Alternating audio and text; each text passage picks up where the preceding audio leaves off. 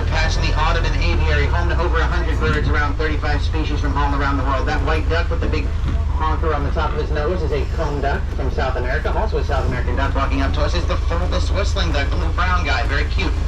Also on our right side, our Toko toucan Louisa taking flight right next to us. They're the largest toucan in the world with a beak about a third of their total body size. On the left side, our lagoon, two black swans, famously portrayed by Natalie Portman. The black swan is from Australia. They make a sound called trumpeting. That sound is also a word we use for the word, that word is the word we use for the sound that elephants make, also called trumpeting. And the black swan has the largest neck-to-body ratio of any swan in the world. We have two kinds of pelicans up on Pelican Island. Our state bird, the brown pelican, and their larger cousins, the American white pelican. Brown pelicans are here year-round. The white pelicans like to visit in the wintertime. Both of them happen to be unique in the pelican family. Brown pelicans are the only one that hunts by plunge diving, since they're the smallest pelican in the world. As for the white pelicans, they're the only pelican that grows a crest on their beak during their breeding season. Sometimes after the season they lose their crest and have to grow a new one every year. Now we're on the back road beginning our behind-the-scenes part of the tour, exclusive only to guests who ride the train. On the right, the horticulture department, where we grow beautiful plants to decorate Audubon Zoo and Audubon Park.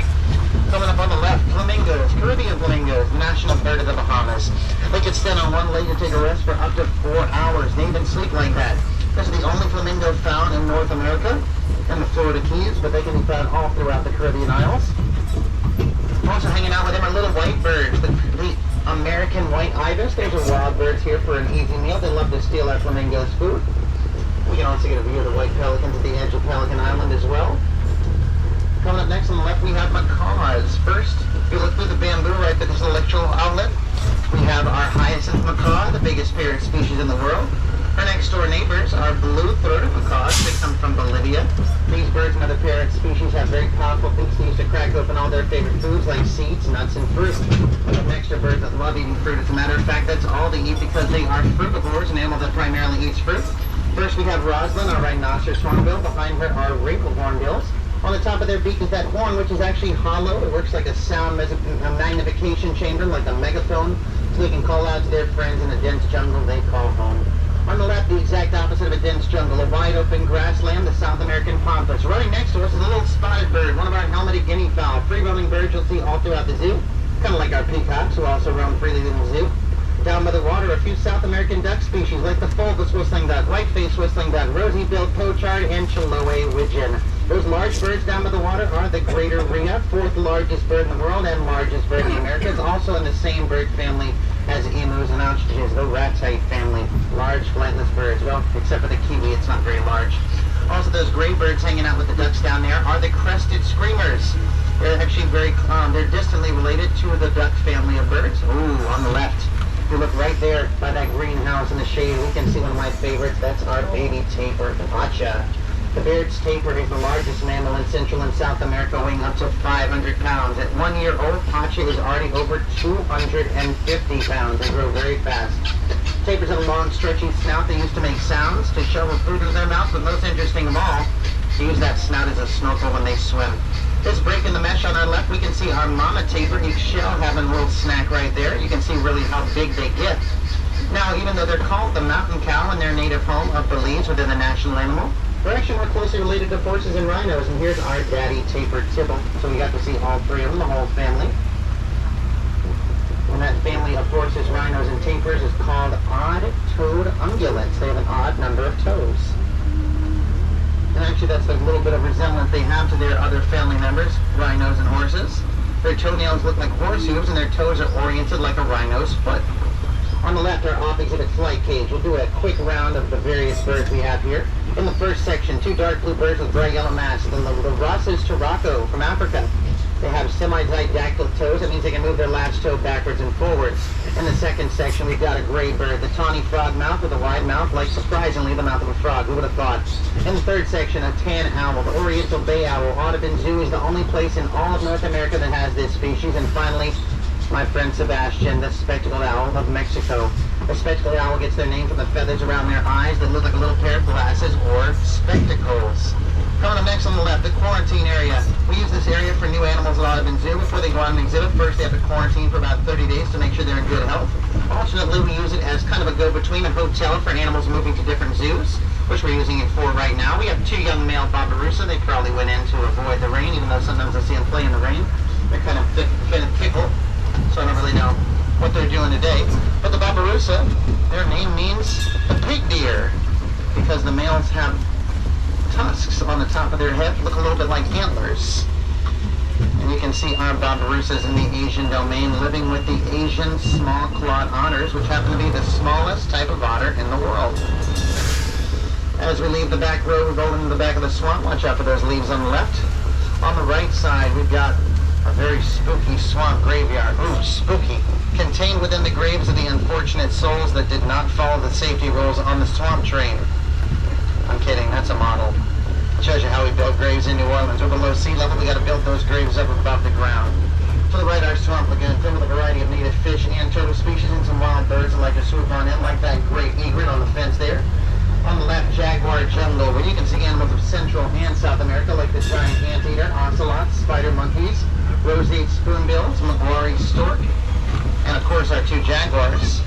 Around the bend to the left, you can actually see a couple macaws up in that perch right there. Past the jaguars is our nocturnal exhibit, where we have bats, prehensile-tailed porcupines, ringtails, which are related to raccoons, and our sloth.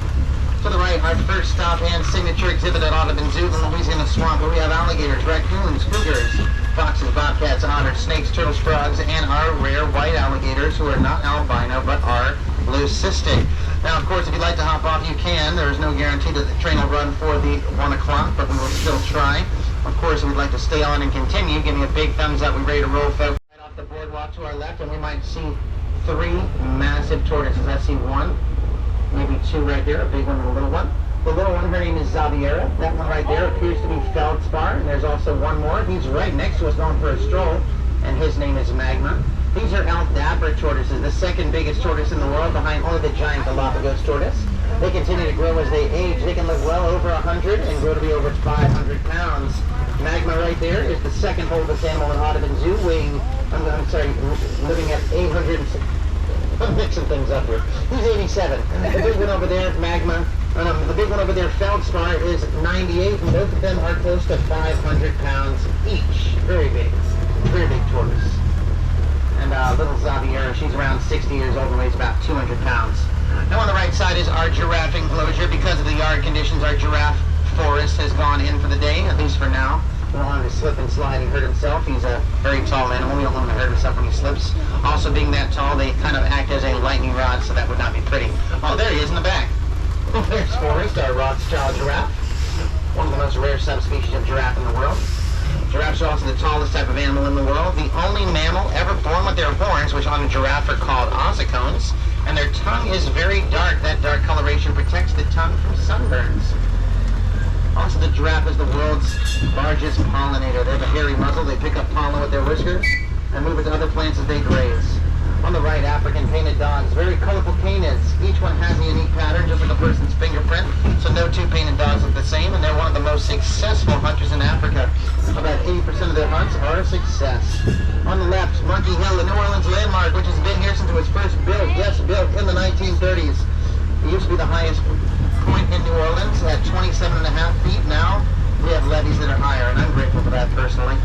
On the left in the African Savannah, we can see some pink-backed pelicans as well as some great egrets who are visiting us. Also around the corner to our left, we might be able to spot some antelope. The smallest ones are Thompson's gazelles, and they can run about 60 miles an hour. The second largest one with shaggy hair is our Nyala. His name is Jax. The biggest is our bongo, named Boudin, and the bongo is the 3rd largest antelope in the world. Also on our left side, we can see the large... There's our bongo and Nyala hanging out with the pelicans. They have the 2nd widest wingspan in the world, and they're one of the heaviest flying birds in the world as well. Hanging out with the pelicans and antelope, you might see some tall birds with bald heads, marabou stork. They have the 4th largest wingspan in the world. On our right side, the lions. We got 6 lions here at Audubon Zoo, 3 males, 3 females. Our 3 females are sisters named Naya, Kaylee, and Zuri. I can see them lying down there in the shade. And also our 2 young males are hanging out with the girls today. Their names are Haji and Asani. They were born here a few years ago. And their dad, our adult male, is named Arnold. Lions are the most social big cats in the world, living in groups called prides with an average of about 35 individuals. Male lions fight for and defend the territory. The females own the territory, living with their families for their entire lives. Now, the females are the ones who do the hunting. The males eat first, followed by the females, and finally the cubs. But an interesting fact about those painted dogs we passed earlier, their social structure is the exact opposite. The leaders of the pack will lead the hunt, but the smallest, weakest members of the pack and the pups get to eat first. The leaders actually eat last. Another fun fact about lions, the word for lion in Swahili is Simba. And now, everyone on the train knows that the parents in the Lion King did not try that hard. On the left, enjoying this nice rain to cool off, we can see our two female white rhinos. Their names are Bonnie and Yvonne. I can tell they're females because they're hanging out in a group. Male rhinos are solitary, but females live in herds called a crash of rhinos. The white rhino is the largest rhino species in the world, growing up to 2 tons. That's 4,000 pounds. To maintain their massive frame, they need to eat about 100 pounds of food every single day. Their horns are actually so strong and sturdy, they can pierce straight through the door of a car, so don't cut off a rhino in traffic. On the left, red river hogs, the most colorful of all the hogs. We have 3, Matthew, Nessie, and Mortish. I can see them right over there in the corner. They're omnivores. They eat plants and animals just like humans do. They've also got very long hairs on their ears. They use like a whip to knock insects off their backs. We're pulling up to stop number 2, sea lions. California sea lions swim down to depths of 900 feet. Hold their breath 10 to 15 minutes. Swim 15 miles an hour. Females reach 200 to 300 pounds. The males can get up to 1,000 pounds. They're part of the same mammal family as seals, which are called pinnipeds, but unlike a sea lion uses their flippers to climb on land to walk around. If you'd like to go on land, walk around, see the sea lions, or take the path to the right to check out the land sea lions, otherwise known as lions. This will be our second stop, the sea lions. But I'd stay on personally. The next part of the ride is the most exciting. Finds. Look around us. The red left side of the train, you're going to just take live oaks. These trees are 70 to 100 years old. That's not too old for an oak tree. They can live over 800, and they're protected by Louisiana law. On the left, the Hygeia fountain, built in 1930, dedicated to the Greek goddess of health and hygiene, Hygeia. Also on the left, that building is Odenheimer Aquarium. It was the first aquarium in New Orleans, opened in 1924. And of course, now our aquarium is downtown at Canal Street. The Aquarium of the Americas opened in 1990. On the right, reopening soon, the Tropical Bird House. And hold on tight, this is the best part of the ride.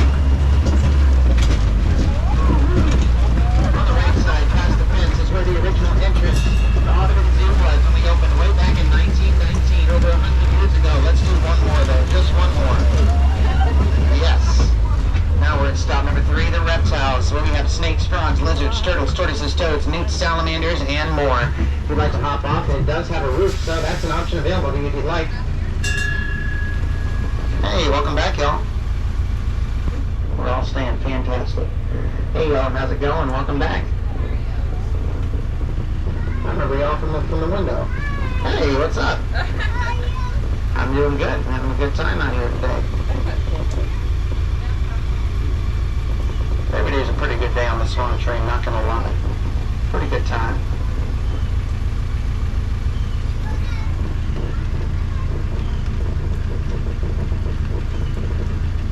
Well, did you ever hear the story about that herpetologist? And for those who don't know, a herpetologist is a reptile scientist. Did you ever hear about the herpetologist that tried to introduce new types of food to the animals in their collection? Well, this crazy person actually tried to feed their green anaconda a burger patty. The anaconda didn't eat it. It didn't want none unless it had buns, huh? That never happened. Let's wrap up the tour. On the right side, our reptiles. Out front, we have 2 crocodilians, the false gharial, one of the most endangered crocodilians in the world. First successfully bred in captivity, right here at Audubon Zoo with our parrot Corky in Houston. On our right side, another reptile, also from Indonesia, just like those crocs. The largest lizard species in the world, from the islands of Komodo and Flores. Out front, covered in green, orange, yellow, and blue multicolored scales looking right at us. That's our Komodo dragon, Raja. The Komodo dragon is the biggest lizard in the world, and they're an apex predator. They can run, they can climb, they can swim, they even have a venomous bite they use to take down their prey. When they're young, the Komodo dragon is arboreal. They climb trees to avoid predators on the ground, which include the adult Komodo dragons. They don't discriminate, they'll eat pretty much anything. Also, female Komodo dragons have an amazing ability called parthenogenesis. In an all-female environment, if enough time goes by without any males present, they can asexually reproduce to make more little dragons to repopulate the islands around Indonesia. That's amazing, isn't it? We actually have an animal right here in New Orleans that has that ability. The Brahminy blind snake, a very small snake about the size of a worm that burrows down in the ground. They actually are populated right around the Audubon Park area of town. And the entire species of those tiny snakes are all females. They kind of need that ability, otherwise there'd be none left. On the right side, our picnic pavilion, great for birthday parties, private events, family gatherings, and more. You can book it by calling the number on that sign. To the left, Capital One Stage and Field, where we host festivals and events, as well as food trucks sometimes. On our right side is our gorgeous, opulent Audubon Tea Room. Folks, if you want to have a very fancy, incredibly expensive wedding or private event in New Orleans, the Audubon Tea Room is the choice for you. Unfortunately, it is not the choice for me. I'll never afford that. Maybe they'll cut me a deal at the picnic pavilion. We'll see. On the left, also, we have our Roman candy car, which has been in New Orleans for over 100 years. You can get chocolate, vanilla, and strawberry Roman candy for $1.50 a stick, but if you just had dental work done, don't. Grilling, chilling on the right with delicious barbecue. Also on the right, Kona ice made with real, authentic Hawaiian shaved ice, imported every day directly from Hawaii. Of course not. They make it on that truck. What am I talking about? On the right side, down the path, the Asian domain featuring animals from Asia. What a surprise. We'll see elephants, orangutans, babirusa, barrasinga, Asian small-clawed otters, leopards, and our tiger.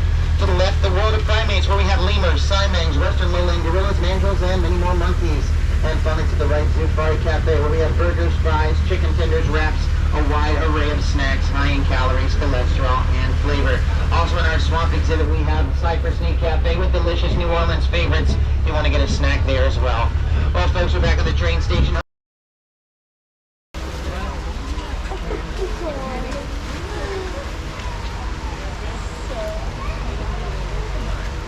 Oh,